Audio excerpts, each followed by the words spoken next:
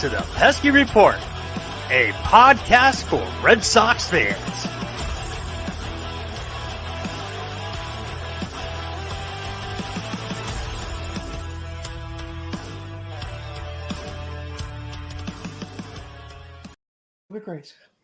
What is up, everybody? Welcome to episode 178 of the Pesky Report. My name is Brandon Brewer. Joining me tonight, I've got Ed and Hogdale on the line. Fellas, we have reason to celebrate because it is official. The Portland Sea Dogs are playoff bound.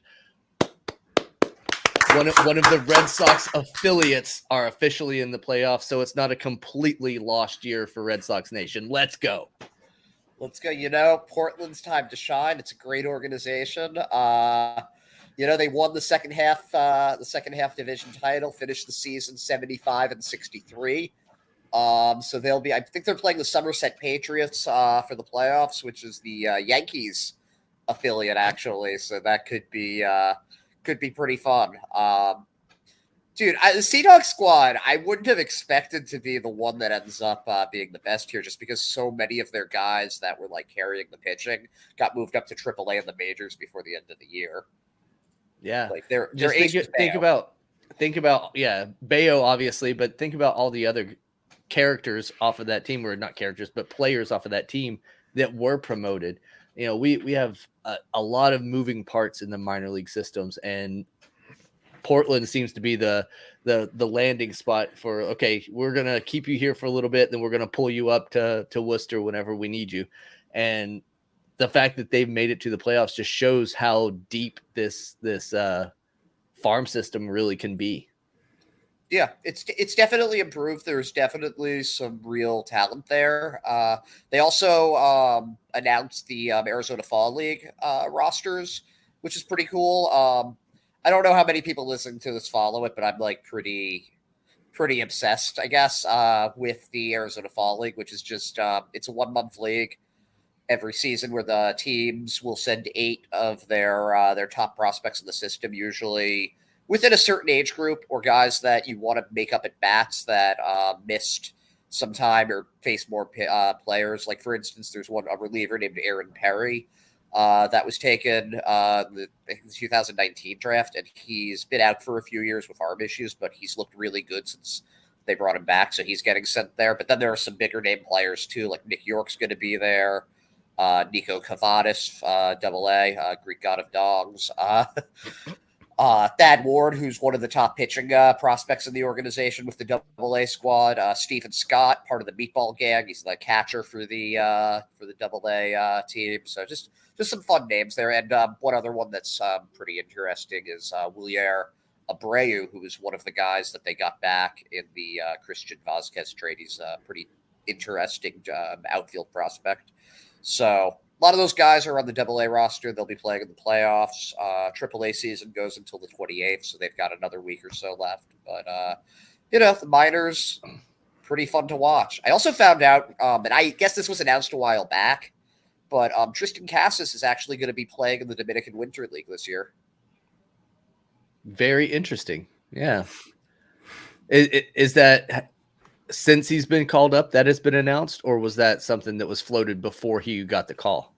I would have to think that it was before he got the call, just because, you kind of have to plan these things out. But I didn't notice it until a few days ago, but it makes sense when you think about the 10 weeks that he lost to make up at bats. Good point. And good point. I think it'll just, it'll be good for him to take what he's learned from this call up to the majors and kind of continue honing his craft going into next year. So I'm pretty there are going to be things to watch during the offseason, and that's not even talking about the World Baseball Classic. Yeah, and we should definitely be able to see him at spring training next year as opposed to this year, whatever he was there, but he didn't really play much. Yeah, I think that was a little weird to me because it did feel like we didn't really see him get into any games. Maybe they were just, the coaching staff was just working with him. I don't know. I think he's going to be a much larger component next year come spring training. Hogdale, what do you think about all this? Yeah, man. It'd be pretty cool to see Casas just absolutely mash in the Dominican Winter League. That'd be pretty cool. At the same time, I wonder if that will change, like, because just to get him to work more and more with the major league staff during the offseason, it's like, in terms of development, which one's more valuable? I mean, I'm not really at liberty or have the intelligence to say which one is worth more. So it'll be good. It'll be good to see Tristan Casas play more baseball, just in general. The dude's a joy to watch. And yeah, I mean, he's going to obviously be pretty easily slated in, I'd imagine, as the first baseman of the Boston Red Sox next year, starting going into spring training, because otherwise, what are we even doing here? Yeah. I think I just want to say something with that. Oh, sorry, Brandon. No, I was just going to say that, Ed, you make a good point about making up for lost time, and just getting more live ABs is probably more beneficial. So we'll see what they do. Of course, we'll be watching, and we'll bring all the news to all of the great listeners of the Pesky Report as we hear it. Yeah, man. And I gotta say, I got to go to the game on Friday night. The Royals were in town, and the future Roger Clemens, whose name I literally don't remember, was on the mound for the Royals, and he outpitched Michael Wacha, who had a strong 7-inning 1-run performance. But there was a lot of energy, and the team was able to rally for 2 runs in the bottom of the 8th inning. And they ended up actually winning that game 2-1, which was pretty unexpected from what we've kind of gotten used to with this Red Sox offense. It was a bases loaded Alex Verdugo walk, followed by an RBI JD Martinez single, which was, really nice to see. Guy who's struggled a bit this season, especially the second half, have a very clutch hit. And then, the bullpen looked pretty good. We got to see Garrett Whitlock pitch, who limped out there. I don't really know why he's still pitching this season. Seems like it might be beneficial to take him out for a bit, let him rest up, put him in next season as a starter or closer, whatever you want to do with him. Just have him start fresh. And then Matt Strahm looked really looked good, and who knows what's going to happen with him in free agency. But I think we can say that signing $3 million 1 year was a win for Strahm. Yeah, interesting, and to note that Whitlock actually got the dub in that performance as well. So he might have limped out there, but he strutted off the field with a dub in his pocket. Hell yeah, man! I love to see it. People have mixed feelings about wins or whatever, but I just want positive stats for Garrett Whitlock. He's a good player, and he's someone that's really fun to watch. Absolutely. And you mentioned that the pitcher for the Royals, who you were not able to recall his name, I believe it was Heasley. Yeah, it was Heasley against Wacha. And my friend and I kept noting that in the picture, his head kind of looks like a thumb. Like, his neck is just so friggin' big and his head is so small. Like, why would you? I'm sure he doesn't actually look like that, so why would you pick a picture like that? Why are all the pictures on, like, the big screen always, like, just really awkward shots? The worst. It's like yearbook photos in school. Like, you remember that? It rarely did it put anybody in a positive light. Usually you look like the biggest doofus in the high school yearbook or whatever because of those pictures. Same thing with these MLB player photos. Yeah. I would agree. That's why I looked like a doofus. It was definitely just the picture. Did not represent who I am as a person in real life.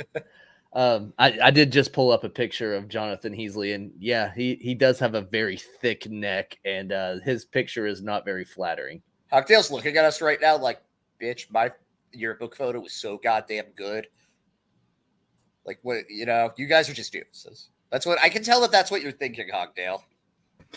Oh yeah, 100%, man. Just was always pulled up, looking fresh for the yearbook photo. Wouldn't believe how much drip I had. Just unbelievable. Oh, I believe it. You show up every week to this show, and you just out drip everybody in the room. So, no, dude, yeah, my fucking t-shirts / collar combos, they just hit different, bro. I'm just, it's what I'm here for. Did either of you guys ever rock the popped collar and stuff like that on your polos? I never was bold enough to be able to do that. I tried it. I wasn't a briefly. Polo kid. I tried it briefly, and it didn't last long, and for me, but I did try it, and I instantly felt like a douchebag. There's no real way to make that not like even you could be the coolest guy in the world. You got that pop collar, you're gonna look like a douchebag no matter what. The only reason I really tried it was because honestly, at the time I worked at Hot Topic in the mall, and we got a run of I forget what they were called, like the line of clothing that we got, but they were all polo shirts, and each of them had something written on the collar, and it said something like ridiculous on it. So I popped a collar so people could see the ridiculous print on my collar. But I was like, I just feel like a tool doing this, so I didn't wear it for long.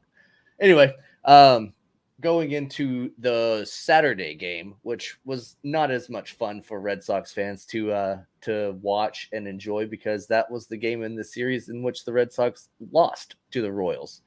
What did you guys think about that Saturday performance? I mean, I watched it. Forgettable. Very forgettable. I honestly watched the second half of it, and I was like, so update on my personal life. We picked out our wedding venue yesterday, and we got back about midway through the Sox game, and like that's like it was fun, and I really enjoyed getting to go out and be like, I'm going to spend all of this money, and you will treat me as such. I was tired when we got back. Like it's a draining experience, just like like planning all this stuff. So I didn't really care that much about the score. But boy, they I mean, who even started that one? Was it was Hill, right? Rich Hill, yeah. Which I'll be honest, I've been over the Hill experiment for a while now. I mean, I understand he was brought in to be a number 5 starter, and he's literally over the hill as a pitcher. So it's kind of like his last hoorah, but he just hasn't done it for me. I know Brad is probably going to listen to this and flip his wig because he's the biggest Dick Mountain rider out there, but I ain't about that life. He's been about what I expected him to be. He's been a decent number 5 starter. He's been, especially lately, he's been doing that one good start, one bad start thing. Like I think he pitched 5 shutout 2 starts ago, and then last start he got lit up. And I mean, the defense was bad. There was another like Verdugo losing the ball in the sun and dropping it, and the 2022 blooper reel for the Red Sox is just going to be rock solid. Well, it's longer than the whole season basically. But and you're right, he has been like that. Good one start, bad the next. And to be honest, that drives me crazy with any pitcher to be inconsistent like that. Like, come on, man. Like, at least be mediocre all year long. Don't give me glimpses of greatness and then just piss it all away the next time you're out there. But it is what it is. He gave up 4 earnings in this one, and it was just that was enough to beat the Red Sox, who didn't score a single run, which that's another thing that frustrates me to no end is the lack of offense in a lot of these games. But Saturday just wasn't a fun one as a Red Sox fan to watch. But I also agree with you, Ed, about the whole marriage process being very exhausting.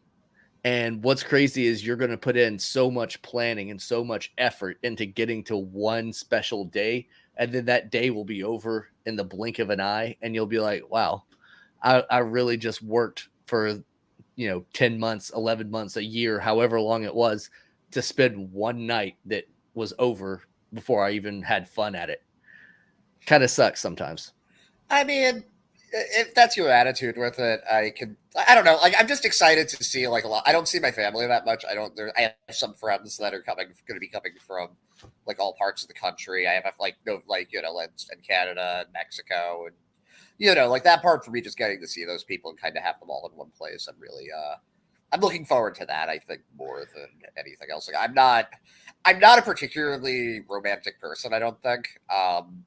I think like this whole process for me has just been like very logical.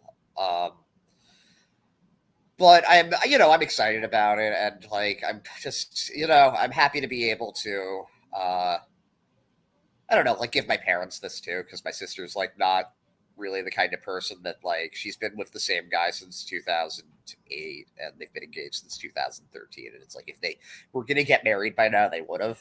And they're pretty happy with where they are. So like for my mom and for my dad, like with this sort of thing, like if they want to have their big party for their kid, like this is their only real shot. So I'm, that's sort of how I'm looking at it. And obviously it's for Allie too. Like this is like, I think for just like women, like maybe it's a stereotype, but I think it's a little bit bigger for them.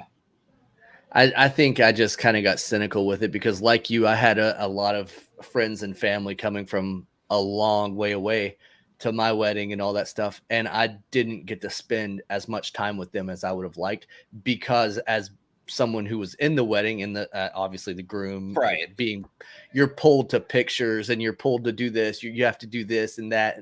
And like, you never really get a chance to just sit down and chill with those people who spent thousands of dollars to come and see you. Yeah. And I kind of felt bad after the fact. I was like, I remember sending multiple messages to people like, sorry, I didn't get a chance to hang out. I was busy the whole time. So yeah, no, that's what sucks. There is a part of me that's concerned about that I'm trying to mitigate. It's actually like the venue we got for this is pretty cool. It's like a hotel that was like built in the early 1800s. So it's been there for like 200 years. And they have this, this like tavern in the basement of it, that we're doing like an after party at. So hopefully, like the basement's really cool. It's like also built, in that time, and they haven't really like they've refurbished it, but it still has that like that vibe. So that'll be after the wedding itself. We like booked that for a bit, and then for like the Friday before, I'm just gonna kind of go out with people, like because there are a lot of bars there and stuff, and I'm gonna be just like, yo, if, I don't know how I'm gonna be able to see you tomorrow, but come out Friday night, and we'll hang. Yeah, that's probably the best. I mean, not to completely derail the entire episode talking about wedding planning, but at my wedding, it was kind of like, hey, we only have a short window of time with everybody here. So we did try to go out the night before, but a lot of people weren't even getting in town until the next morning. So it's it sucks. But Sunday, the Boston Red Sox try to subtly get us back on track a little bit. So today, the Red Sox, who scored 0 runs on Saturday, absolutely erupted for 13 runs today. And again, to your point, it's always good for a little bit, bad for a little bit. That's the story of the 2022 Boston Red Sox. And today was one of their good days where the offense just absolutely lit it up. Pivetta went out there, got the dub. He looked a little shaky early on, giving up 2 earned runs in the first 2 innings of the game, but he settled in and ended up getting the W in this one. And all around, it was a pretty enjoyable game for a 5th place team to put up. Yeah, I mean, another series win. Feast or famine, baby. It's all they've been doing. No home runs today for them. Bobby Dalbec, meanwhile, hit 2 home runs today and 2 home runs yesterday in Worcester. So hey, he's raising up his trade value. But fine, they won. They beat a bad team. Apparently they did it for Kevin Plawecki, who was designated for assignment after Friday's game, which I will tell you, last song he had for his walk-up music was dancing. What's the song? Dancing on My Own. Yeah, Dancing on My Own was his walk-up music the last time. Also, Ed, are you sure it was Kevin Plawecki who was DFA'd? Because I could have swore it was prime Jason Varitek who got DFA'd with the team's response. That's the way everyone's reacting, right? Like, what was it? 2 months ago, everybody was freaking out because the Red Sox traded away, the future Hall of Fame catcher Christian Vasquez, and now the DFA Kevin Plawecki, who at the time they were like, oh, there's no way that they're going to do anything with this bum in here. Now that Plawecki's DFA, the same crowd is outraged once again. Literally, my only complaint with this situation is that Plawecki should have been DFA'd like 2 months ago, and like it's insane that it took this long already. Like, when you have a catcher and like a team hits a single and it's a guarantee that person will steal and like there's nothing you can do about it, you're already half useless as a catcher. But also he adds on the caveat that also he cannot hit, so really a dual threat in that kind of sense. a dual failure. No, that's mean because I don't have an issue with Plawecki. I think he did very well what he was brought in to do, which was be a backup catcher. He hit well last year. He didn't hit well this year. He was starting to hit better at the end of the year.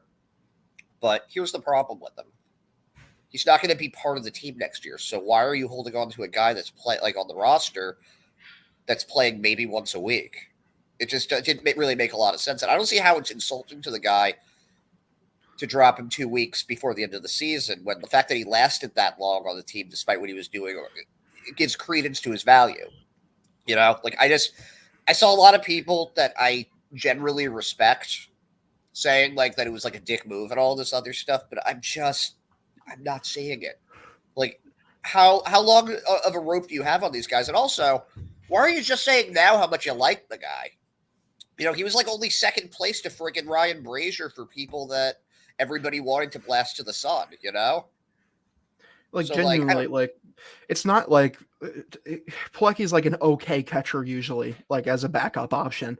But it became ridiculous that he was on the team when you have Connor Wong, who should be getting these major league at-bats, who should be getting these games, see what he's capable of, see what his potential could be, get him the experience.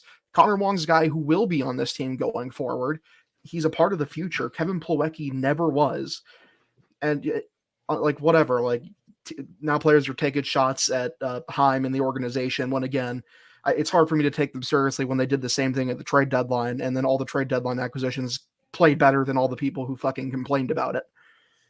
You brought up a great point, a couple of great points there, Hogdale. Like getting him the extra reps. That's exactly what we were talking about 20 minutes ago when we started this episode, and the minor league talent that are going to be playing in the Arizona Fall League or the Dominican League and stuff like that. Getting the extra live reps is invaluable for these young players, and to be doing it at the major league level for somebody like a Connor Wong, that's huge going forward. So why not plug him in as much as possible? Plawecki's just getting in the way of that. And then you mentioned the trade deadline. That's what I was talking about with Vazquez. Everybody was up in arms about trading Vazquez, saying that Plawecki was a bum and couldn't fill his shoes in the first place. So why are we so up in arms about it now? Like, it makes Reese no sense. McGuire has been 10 times the player Vazquez has been since the trade deadline. He's literally spanking it all over the park. Yeah, and that's like, you know what? I'll say that, and with complete respect, he is spanking it all over the park. I think he's hitting over 400 since the team. Can we just call him Spanky and not have to make any of those jokes again? God damn it! I feel like at this point I've heard all of them. I'm for it. Yeah. The fucking legend. I love Reese McGuire. Yeah, no, I feel good about, like, honestly, I want them to sign a veteran catcher on like a minor league deal, but I'm comfortable going into next season with like a 60-40 timeshare between McGuire and Wong. I really am. 100%, man. And can I just say, like, when did the Red Sox, like, as a team just become so soft? Like, my God, just fucking less than 2-ply, dude. What are we doing? What are we doing here, guys? You're fucking throwing barbs at the GM at the trade deadline. You're fucking throwing barbs again, like when you release like a bottom half of the league in terms of talent and skill catcher. Okay, he's a good clubhouse guy. Guys, it's a business. Like, what, we're keeping a guy around for vibes on a fucking mediocre baseball team? That's ridiculous. You should be getting the reps to the dudes who need it. The young guys, the guys who are going to be here for the future.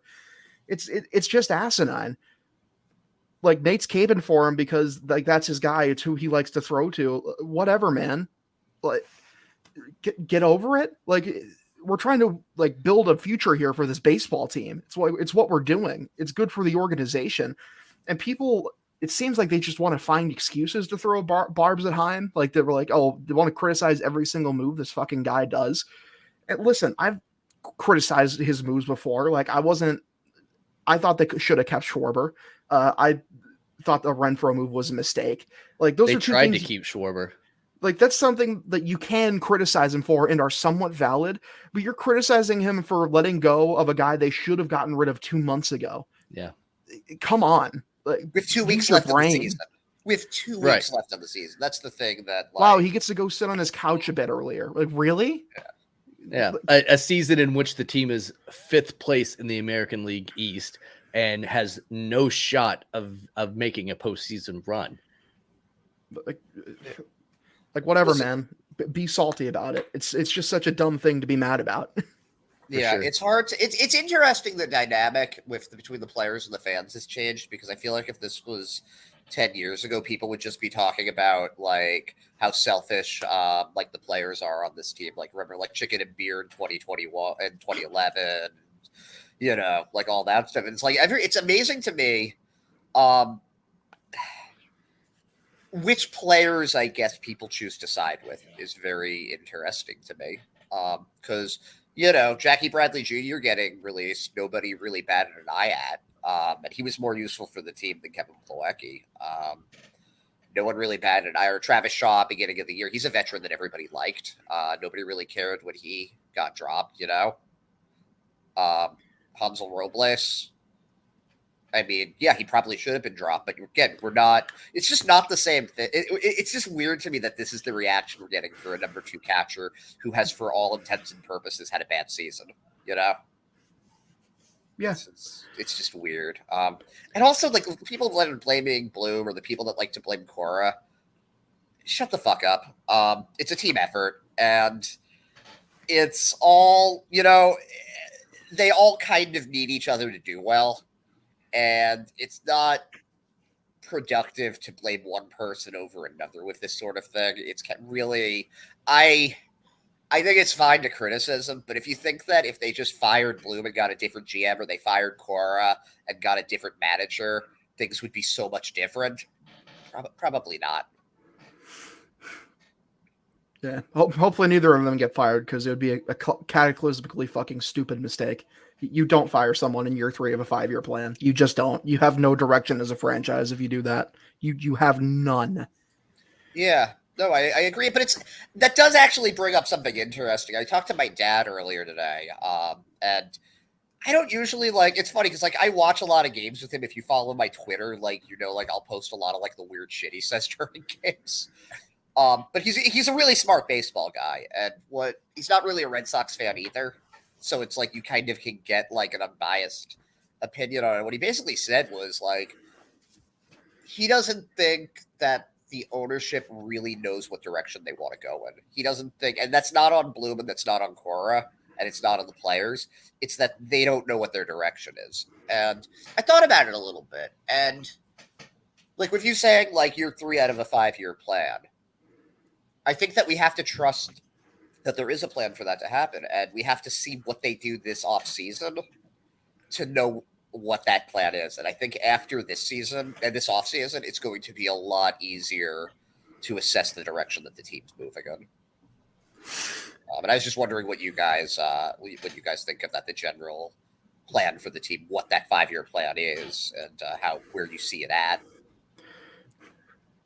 Well, at least for me, like it's to me, it's kind of obvious that it's a 5-year plan. You know, the first 2 years you spend just accruing, 2 or 3 years you spend accruing, you know, young talent, draft picks, you know, shedding money, which they've consistently done. And like this year, like it should have been a sign for everyone where like the Renfroe deal happened, because essentially buying a prospect there, where it's like this isn't a go for it year for them, because like they made the team marginally better. Like it seemed like at the time, but like truthfully, not really. Like you signed Trevor Story, that's good. Like good job.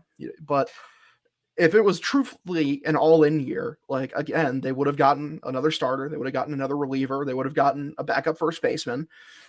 So like I just kind of refuse to believe that Bloom is just that dumb to where he would just be like wishful thinking and like hope that things are going to pan out. I think the idea was like, okay, I think we're probably good enough to make the playoffs this year, but like it isn't the time to go all in yet. So I'm just going to kind of roll with what we have this year and next year, where I believe if you look at the books right now, the Red Sox will have around $80 to $85 million in money to spend in free agency. That's when we go all in. That's when, you know, we really establish the core of this team, add around it, and make a fucking all-in push. after you gained also all the prospects. And again, if you look at the Red Sox farm system, it's as strong as it's been in like almost like a decade or two. Like genuinely, it's a ridiculously good farm system, and we keep having more and more like undercover gems like being uncovered like week to week. Yeah, I think that's assuming things are on that path. I completely agree with you. I think where I get a little bit nervous, I guess, is okay. So this is just going back to last offseason, right? Hunter Renfroe trade, buzzer beater at the deadline. I spent the next 3 months thinking about, okay, Bradley's clearly the number 4 outfielder. Is going to be the 4th outfielder. Who are they going to sign to be that right fielder?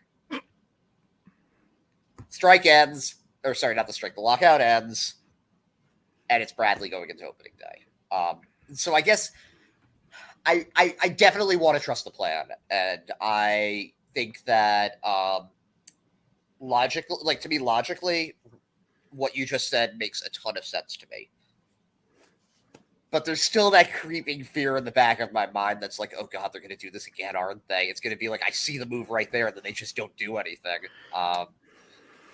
So I guess like, and then also there's like at the deadline, it was weird because they, if they were doing that, like, okay, we're not going for this year move.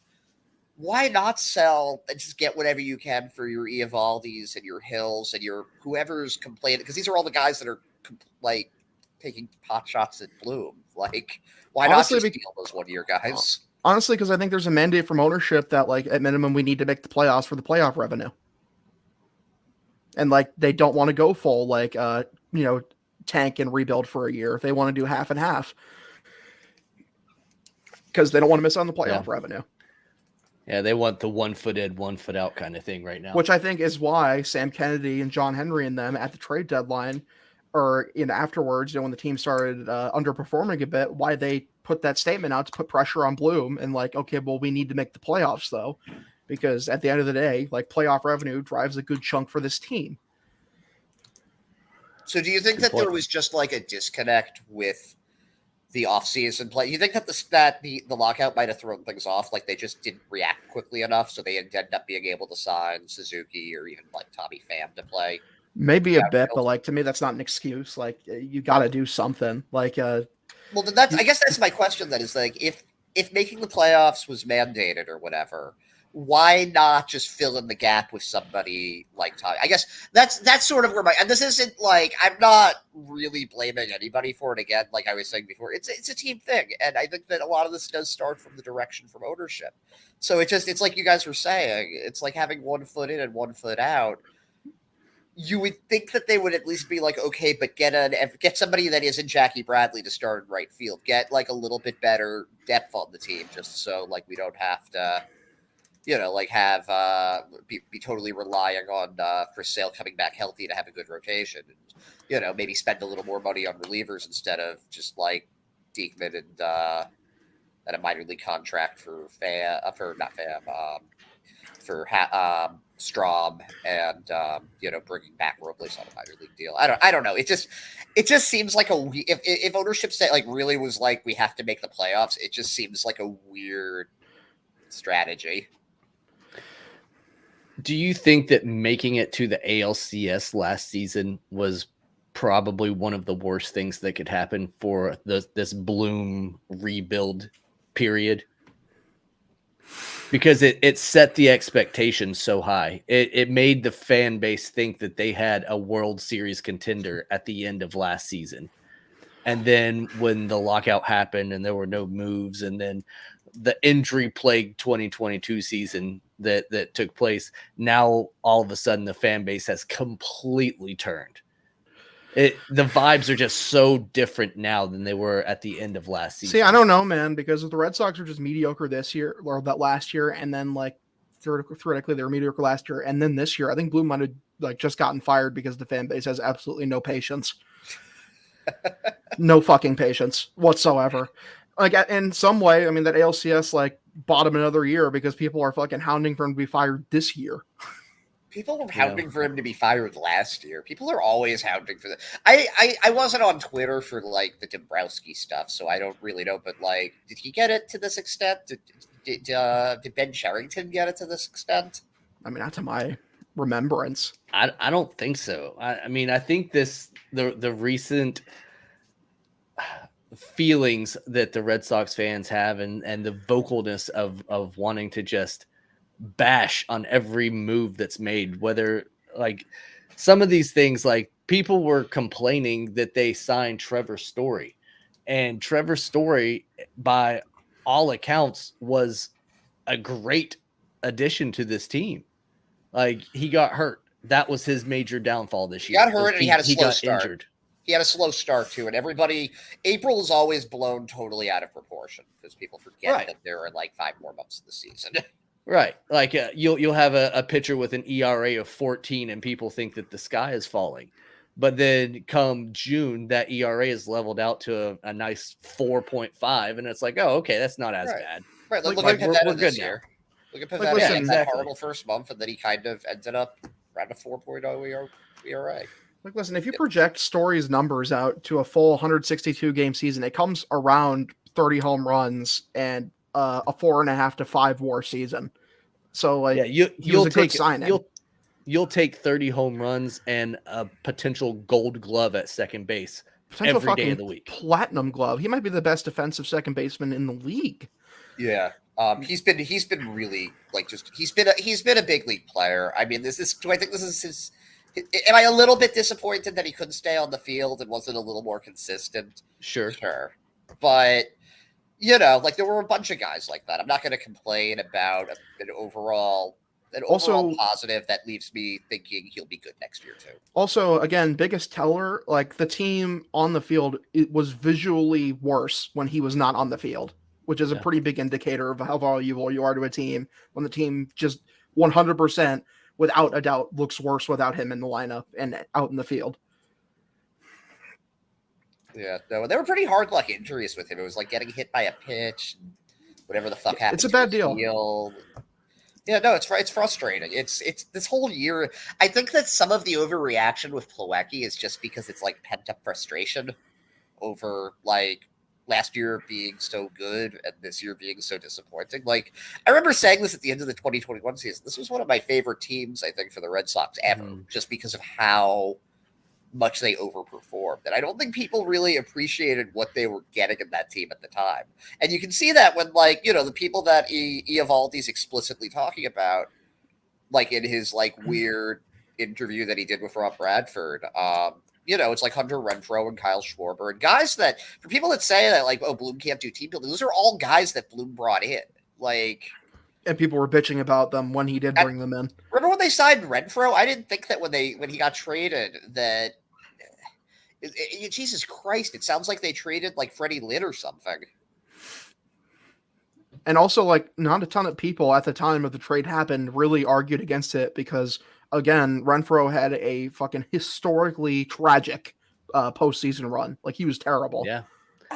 So here's the thing. I think that part of why we didn't hear about it from that was because, like I was saying before, we assumed they were going to sign Seiya Suzuki or somebody to replace him, and we were that's fine. But that's telling, though, that the idea of trading him for prospects and replacing him appealed to people because he wasn't that big of a cog of the team at the end. And listen, like, the trade was a dice roll that Bloom lost because Renfroe duplicated it and he exceeded the season he had before with the Brewers. Like, he's a good player. He's definitely he's reached his potential. Good for him. I mean, the thing is, going forward, Ed, like you said, like there's like a little nipping bud of pessimism in the back of your head. Personally, I'm very, very optimistic about this team going forward. And that pessimism, I think you're 100% justified in feeling it if like a month and a half into the offseason, one of, if not both, Raffy and Xander are not extended. Then, give in to the pessimism. Well, here's my thing with Xander, too.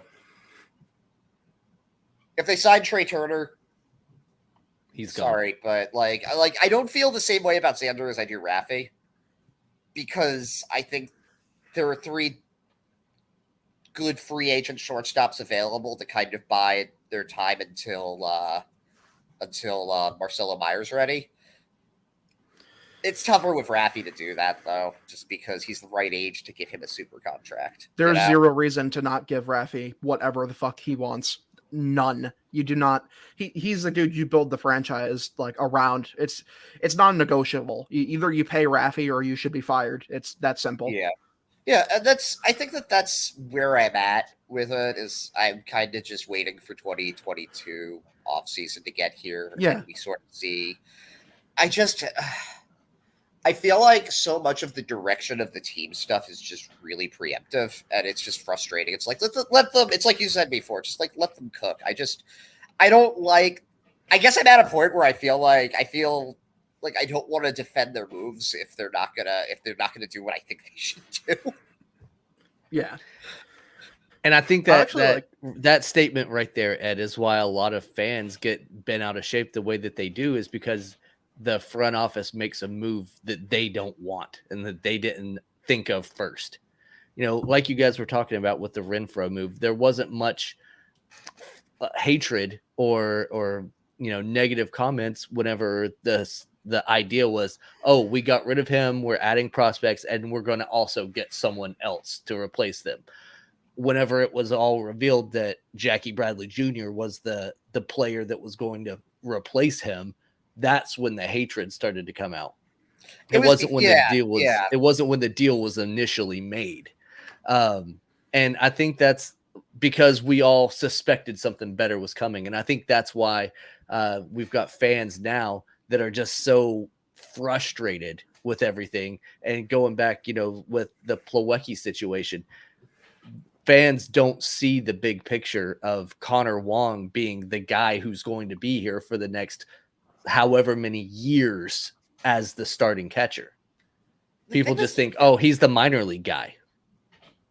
The thing that's kind of weird with that, though, it's not specific. Like, if it was just random Twitter people doing it, like, it wouldn't matter. But it's like, like with that one, it was guys on the team. It was you got Jared players. Carrada, you got however you say his name. Well, there's dudes like in the fan base and in the media that I respect, who's like are like spouting off bullshit about this. I'm like, what are we doing, guys? Like, this is a nobody for this team going forward. This is a guy who is not part of the future. Like, what's the deal? But a few dudes on the team got their fucking feelings hurt. Jesus Christ, guys, boo-hoo, you're professionals. Act like it. Oh my God. It's insufferable. Like, why is this team so like paper thin soft? What happened? What happened here? And it's weird because they're soft against like their bosses. It's just, that's very strange to me. Like, just like, it's not towards the fans. The fans are on the player side because they usually it's just interesting how everyone's just turning against like the front office to the extent that they are. And it's like, I don't know. Like it seems like there isn't a lot of accountability on the players' end. Like, would you say that's accurate or inaccurate? Honestly, yeah. I mean, it's finger pointing, deflecting, fucking like, oh, well, we didn't do enough in the offseason to be a real playoff team. They didn't invest in us. So therefore, we're just going to fucking point the finger at the front office whenever possible, which is it's just not very respectable for me. Like, you guys are professionals. Fucking go out there and play, act like it, grind. It's what the millions are for, dude. Like, what are we doing here? How long until we start seeing sell the team T-shirts at Fenway? Oh God, they probably are already there. We just haven't seen them yet. That's true. I'll tell you this: there were less people than I thought there were. At a sellout crowd on Friday night. It's a hell of a good crowd, and there were still a ton of people there. Considering they were a last place team this late in the season, he still had pretty high sales there. And so a lot of them were like BU freshmen that were getting discount seats. But that was a fun fucking game to go to. People love this team when they're winning, and I think that's part of my frustration. And like, it's just human nature not to appreciate what you have till it's not there. But like. Like, there's the truth is, I'm saving whatever anger I will have and whatever vigor to like fire everyone for next year. Like, if they disappoint next year, bring out the pitchforks. Fucking, I'll lead the charge with you. But I think it's too early. I think it's a bit ridiculous right now to say that Bloom should be gone right now, or even like the few people that think Cora should be gone right now. I think it's asinine. I think it's ridiculous. This was a cursed season. I agree. You hit the nail on the head. It was a cursed season. Look at look at the list of notable players that spent considerable time on the injury list this season alone. Like, yeah, Chris Sale played 2 games for this team, and he's been on the IL the entire rest of the season. Another guy that was supposed to come in and make a difference, Paxton, never saw the field. So, we have other players that are waiting to be plugged back into this organization and this team. So let's give it another season and let's see what's going to happen with it before we grab those pitchforks. Tomorrow is a day off for the Boston Red Sox, and then moving into Tuesday, we have a short series in Cincinnati against the Reds. This is another easy team, or I'm not going to say easy team, but another winnable couple games. And going out there, taking a couple of these games will be good for this team to keep the momentum going, keep the fan base happy for just a little bit longer, because, I mean, it is going to be a tough stretch down the end of the season, and hopefully they can at least finish as a 500 ball club this year. They're probably this might be like one of the best last place teams in the history of baseball, like genuinely. Like, this is not a bad team. This was probably a playoff team if you put in like the AL Central. It's really funny. Yeah, it is what it is. It's, there'll be a part of me that's relieved when the season's over, but I'll miss watching them. I'll miss my nightly routine. I'll miss checking the box scores. I'm very excited for what the offseason has to offer, because like the Sox just have so much flexibility to play with, like so many decisions to be made. And by the way, like, I've kind of like been hammering the anti-Xander bandwagon the last few months, and like I really didn't think you should pay him, but honestly lately, like the way he's been playing again, like he's really come back into form, and like I took a deeper look at like his defensive metrics and shit, man. Like, I'm kind of back on the pay Xander bandwagon. I really am. Like he's really impressed me with his return to form. Yeah, his power numbers aren't what they should be, but he's still 850 OPS, like a 6 WAR season is what he's going to end up with. I mean, that's kind of a guy you have to keep around. Like, I've kind of talked myself back into really thinking they should be paying Xander. Yeah, no, I completely agree with you. And I think that part of it, I was, how we were talking about this a little bit before with the 4 shortstops that are available, and I do think, as good as Trey Turner is, and as fine as I am with him, if like he comes to Boston, I think if I could pick any of them, I would pick Xander Bogaerts to be the shortstop. Because at the end of the day, the tie goes to the guy who was our guy, and came up through it's not even a tie though. It's not a tie. Won championships with us. I don't think the difference between Xander and Turner is that vast.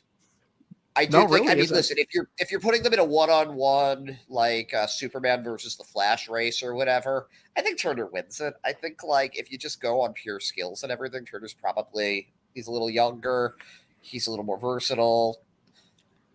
But I think that guys that grew up through the organization are going to play harder for you than hired guns will.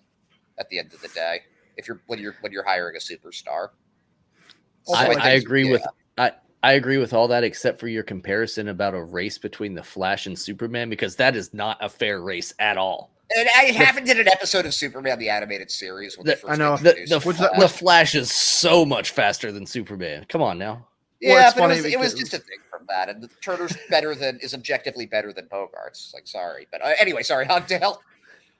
No, it's just like, yeah, because like Trey Turner definitely does some things better than Xander. Consistently, he's a better defender. He's faster, better base runner. But like in terms of hitting consistently throughout their career, Xander's been consistently the better hitter. I mean, the dude for the majority of his career here in Boston is Mr. Rocksteady. Like, the dude almost never slumps. Like, when Xander slumps, it's like, what is going on here? Like, this is something horrifically wrong with everything right now. Why the fuck is Xander slumping? He's the one guy we rely on. But man, no, I agree. It's just I agree with that completely. I agree. That doesn't take anything away from Trey Turner, but none at all. He's an amazing player, and as he ages, you can move him into center field because he's a really good center fielder. That's the thing that I think could appeal to them too, is that you can take it, like, you put him in center field and you're fine. he's not going to lose everything. He's like it's like having Whit Merrifield out there. He's a great set fielding second baseman, but he's also can play the outfield like it's nobody's business. Guys like that are fine for that. Yeah, Pay Xander. Pay Xander. Pay the kid. It will be an interesting offseason. We'll see what happens, and of course we'll try to stay up to date on all this information. Let's discuss a little bit about this upcoming series against the Cincinnati Reds while we've got a moment. In the first game, which is on Tuesday night. Yes, Tuesday night, the 20th. It's going to be Bayo versus Nick Lodello. Couple solid baseball names going on right there. And as we know, Bayo tends to not get much run support, and he tends to not pitch well in games that he doesn't have run support. So, what do we think about this one? I think Lodello is actually a pretty highly regarded prospect, if I remember correctly. Shout out to Aaron Summers, my friend, who's a big Cincinnati fan. I doubt you're listening to this, but I pay attention to your team now, so I can talk shit about it. He's supposed to be a good prospect. I like, that's our number 5 starter next year with Bayo. So yep. I enjoy watching him pitch the most of the 5 guys in the rotation. I think they're going to win. I think that he's overdue for a win. What do you think, Hogdale? Yeah, 100%. Bayo's just been so impressive. Like looking like his advanced numbers, or just even like the not so advanced numbers like FIP, where it's just like it's clear that this dude's getting historically unlucky and like just getting fucking dinked and dunked to death. And there's so much to like about Brayan Bayo. I think he's going to be a very, very good contributor to next year's Boston Red Sox. He just so clearly has it. He's got the stuff, like got the look. You know what he he just needs to reminds learn. me of? Who's that? One of those young starters from the Marlins, where the stuff is just awesome and he's going to be really good, but he's still raw. So like you're like waiting for that break. You're waiting for him to turn into like maybe not Sandy Alcantara, but like Pablo Lopez. 100%. Yeah, and Bayo has all like the puzzle pieces in front of him. He's just trying to really put it all together, get that full picture, get it perfected, because the raw ability is definitely there, and he shows flashes. He just, needs to get a little bit better at, keeping his command later into games, like past the 5th inning, which is stuff you gain just through experience and like just continuing to do it. Like I have a ton of faith in Brayan Bayo going forward. You know what I was thinking about the other day with Bayo too? He just seems like a great kid. Oh yeah. I agree. This will be the Red Sox first time seeing Lodello, so that's going to be interesting. Hopefully they're all, texting Tommy Pham over the next day and a half, being like, hey, what does this kid bring to the table? Tell us some insider tips and tricks. Where does he get hit, and what does he like to throw? Tommy Pham, once again, being very valuable to this team. And then on the Wednesday game, it looks like the Red Sox are going to be facing Chase Anderson, another young prospect for this team. Not as highly touted, it looks like, and has a staggering 6.43 ERA on the season. So, yeah, dude, I saw Chase Anderson pitch against the Woo Sox this year twice. I think for 2 different teams. Oh, wow. That's hard to do. Yeah, so, he was a good pitcher a few years ago. He seems like a guy that's kind of on his way out, though. 100%. Who's pitching for the Red Sox again? Our most formidable pitcher, TBD.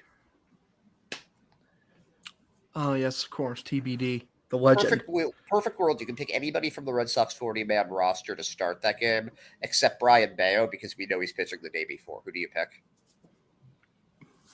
Alex Verdugo. That's the answer. It's time. That's the answer right there. Man. Like, when we're taking games seriously, the fucking season's over. Who gives a shit? Throw him out there. Fuck it. I want see what he's got. To bring up Bobby D then for that game, so we can have both ex-former pitchers throw. Yes. Yeah. 100%. Yeah. Bobby D in relief. I'm down with that. Hey, one of these. If Bobby D keeps hitting bombs like he is, he might be back up with the big team as a DH next year. Old Yeah, Bobber or he said. he establishes more value when they trade him in another trade. He like other teams see this like huge series at the end of the year to like bolster his stats. You know, I say he will be up as the DH just because I don't think JD is going to be back in a Red Sox uniform next year. I don't either. No. Like, if you got a guy down in the minors who can hit homers and is a solid right-handed option, why pay someone else when you could bring him up, especially if you get him going again? You've already got so many left-handed killers in this lineup with Casas and Devers and even Verdugo. Why not have another right-handed stud up there as well? Sure. 100%. And he's cheap. It's going to be a bummer to see JD go, but like at the end of the day, you can't pay a DH who doesn't hit home runs. That's kind of a prerequisite for like the position of designated hitters that especially in the American League East. It's fucking especially in the AL East, of course. Yeah, 100%. I could see him having a year next year that's actually really good, but I get the feeling that his free agency he's going to be one of these guys that signs really late. Yeah. And it'll be for like a year, maybe a 2-year stint somewhere, and it won't be for the amount of money that he's been getting paid for the past 5 years in Boston. Yeah, no, it's like it's very good run with the Red Sox. He's somebody that will be remembered extremely fondly. I think even more so than like someone like Jason Bay, since he was on a championship team. Yeah, 100%. Yeah, I mean everyone loves JD. Stand by for the fan base to outrage whenever he isn't re-signed in the offseason. Yeah, it's happening. I mean, it's going to happen. They get upset about everything. There's nothing they don't fucking get upset about. Yeah. Oh well. You guys got anything else you want to add to this episode before we sign off? I wanted to do a lightning round of things that we didn't talk, like small things that we didn't talk about. Okay, that I just want you guys each to give me a one sentence, short sentence. Okay, keep it short and sweet. Ready? Let's Red go. Sox got Yu Chang off of waivers from Tampa, added him to the 40-man. Anybody from Tampa, I'm good with. Cool. Well, damn, keeping it very short and sweet there. Okay, I've got an even cooler one, and it's player to be named later in the Tommy Pham trade turned out to be Nick Northcutt, Double-A quarter infielder with a very good last name. He actually was leading all Red Sox minor leaguers in home runs this year with 30, but he's basically a 2-outcome player. It's either a walk or a strikeout. It's either a strikeout or a home run for him. Also, kind of a cool thing, Northcutt is he's a Cincinnati native, so gets to go back home. One sentence. Well, Bloom thinks he stinks, so he probably stinks. He's got a good eye for prospects. I trust him. Yeah, no, that's about right. Here's another one. Franklin German comes up to the majors at long last, gives up 4 runs, doesn't get any outs. Not cool. Yeah. Embarrassing response from the fan base. That's all.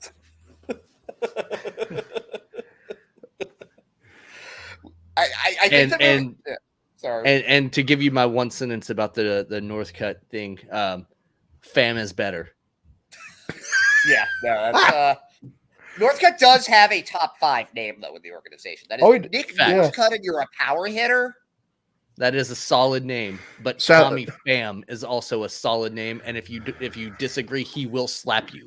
Sadly, Nick Northcutt is outclassed by Cutter Crawford in every single way. Like in terms of like the name bowl, like that's fact.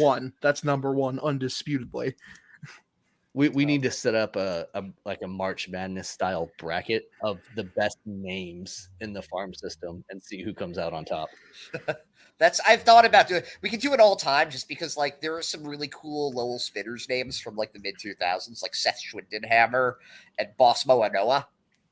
Like those are just some dope names. Solid names. Yeah. Okay, so this is the last one.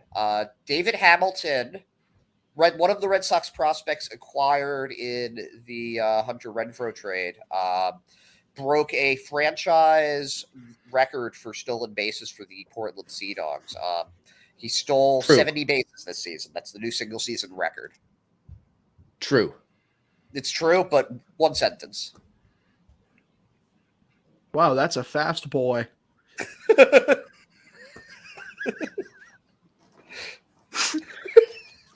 I'm going to double down on that one. That boy is fast. Yeah. He do be moving, though. He do be moving.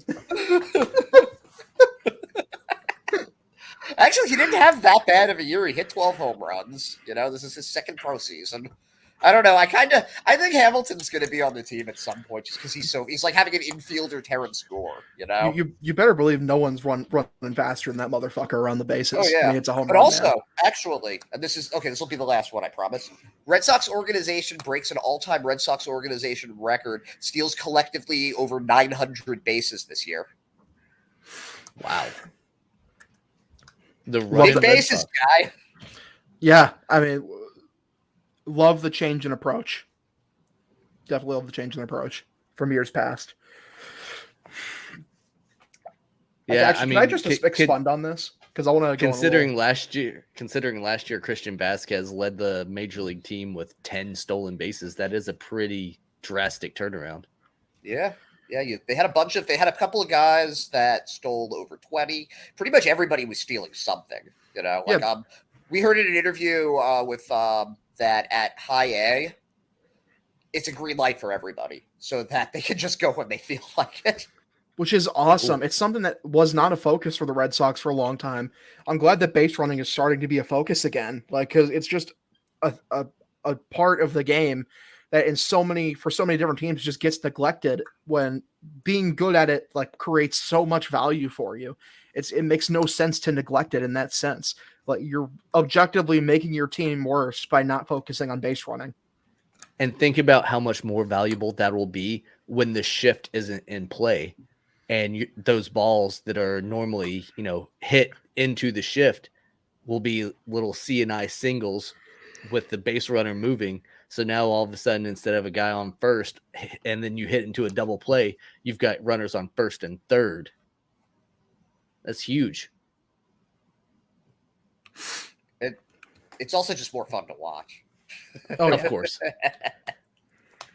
Now, going back to our catcher conversation, if other teams are going to start running, are we going to have a catcher back there that can throw them out? I like McGuire's arm. He's thrown some guys out from his knees this year, which is always really cool to see. Yeah, but if you're talking about a 60-40 split, that means he's only in there 40% of the time. Wong's arm isn't bad, though, and he's really athletic, which is something that's fun about Wong. He's much more athletic than your typical catcher. So we'll have to see what happens in the spring training and see in the offseason if they get a little bit of work practicing their pop times, trying to strengthen those arms just a little bit more, with the anticipation that more running may be happening next season. Indubitably. Yeah. Anything else, guys? I'm good, Yes, man. no, This was maybe. fun. All right. I want to do more one-sentence reactions in the future. That was really funny. Yeah, we'll definitely try to do that more in the future, and I'll try to be better at coming up with one-sentence responses. I have a tendency of not staying with one sentence. Dude, maybe we can do like a fan thing with that. Like, we can just suggest to our fans, like, what are some we're gonna do like this features, right? Shoot us your sentences. Yeah, send us a sentence. Ed, you are probably the most well-known, most interactive on Twitter. So maybe you can kind of take that and get the sentences sent to you. That way you can ask the questions, and Hogdale and I will be completely oblivious to all of it. That'll actually be really that's going to be super funny. Ed has all the clout in this fucking podcast group. He sure does. Doink has 57,000 followers. I'm sorry, like, no, that's the one with the clout. No, I'm talking about like on just this show, like the ones we do Yeah. on the weekends. Like you do. I Out of count. us I mean, three? that's all part of it, though, for getting people to answer stuff. I don't have that much clout. The Clout Commander. Okay. Yeah. She may have 57,000 followers, but not one of them is named Alex Cora. Okay. Yeah, you got me there. You got He's me worth there. at least 100,000. So Yeah, there you is got me that. there. You got me there. And the last thing that I want to add before we get off here tonight is happy birthday, Brad. Yay, Brad. Happy birthday. Happy birthday, Ye- Mr. Brad. You did it. You made it another year around the sun. Congratulations. We'll see you next week.